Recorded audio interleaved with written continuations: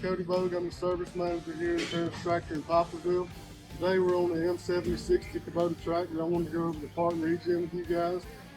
So on these machines, whenever the park regen is required, you'll have your regen lights come on the dash. There'll be a puff cloud with a letter P letting you know it's for a park regen. When those lights come on, you have to make sure your tractor's all the way down to the idle. You'll have to make sure your parking brake is set and the red P light is all on the dash. Once those are set, your button switch on the dash will illuminate for your regen to allow you to push that button. The machine will automatically rev itself up.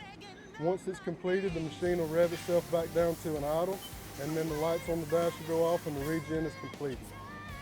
This is our how-to video on the park regen on our Kubota tractors. If you guys have any questions, feel free to give us a call at our Poplarville location at 601-795-4521. Thank you.